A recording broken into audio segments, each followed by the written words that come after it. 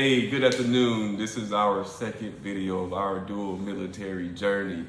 Hey, so just want to take the time for us to get understanding, give us our background of who we are and where we started at. So my background to lead off the way is I'm prior military.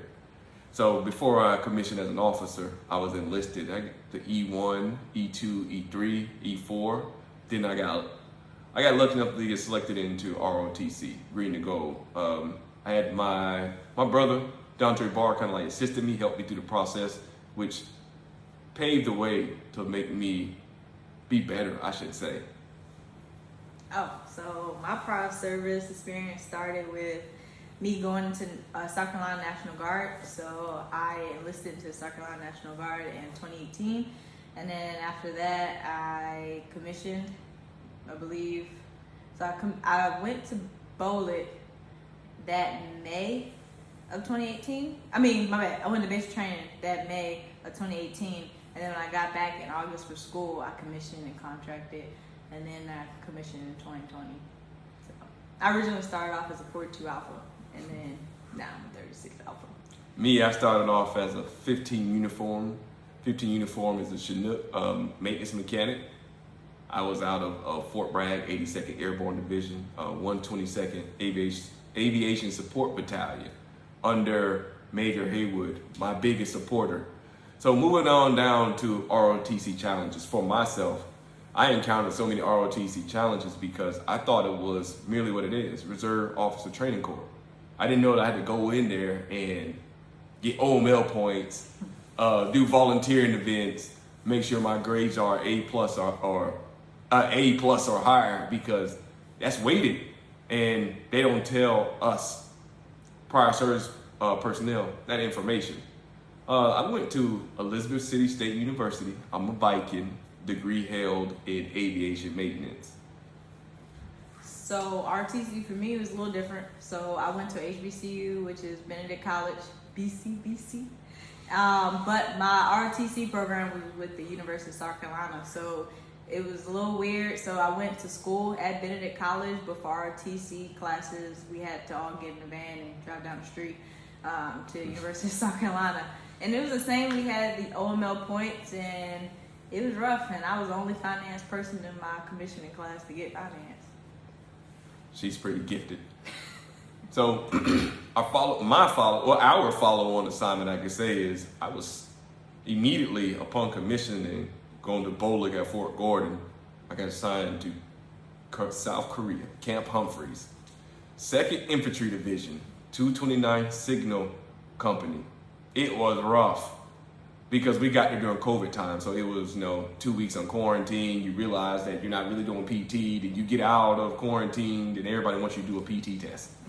Height and weight. So it was quite challenging, but we made it through. And now I'm stationed at MacDill Air Force Base a whole year later, and I am really excited, and most importantly that I wipe PCS down. Yeah, right now we're doing a workout, so. Right now, accident started. Mm-hmm. I'm sorry. But for me, I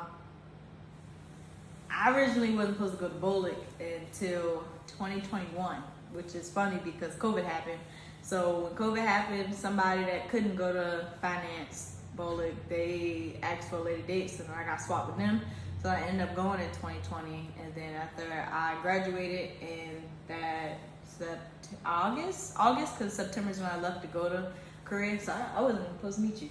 But when I graduated in September, I also got stationed at Camp Humphreys in Korea, so that was pretty cool. Because originally I was supposed to go to Fort Riley, and I asked to go to Korea instead. Yeah, she asked to go to Korea because she just knew I was going to be there. No. And her unit just did not do PT in Korea. So, she laughed at me the whole time because I was outside in the cold and in the heat.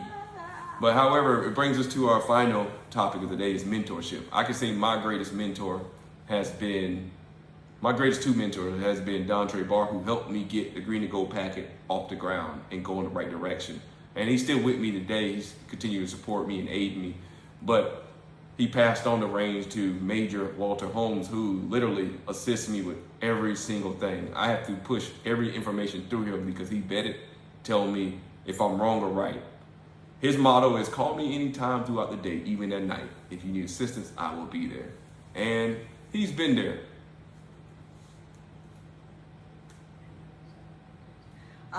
So for me, I can say I have a few mentors, but one I guess that's impacted me the most is Major Andrea Matthew.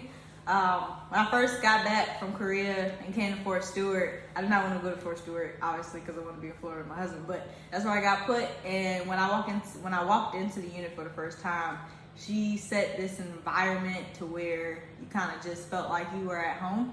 And anytime I interacted with her, it was just that it was like It was a seeing club. yourself. It's like seeing yourself in the future, and you're like, oh man, that's who I want to be like. I want to touch people like she do. I want to mentor people like she do. I want to be able to give back and help soldiers like she does. Yeah. Thanks for taking the time out to listen to our dual military journey. We got a long journey. As you see, we're only first lieutenants. Hopefully we transcend up through the ranks and go do great things, putting bars together. But thank you, y'all.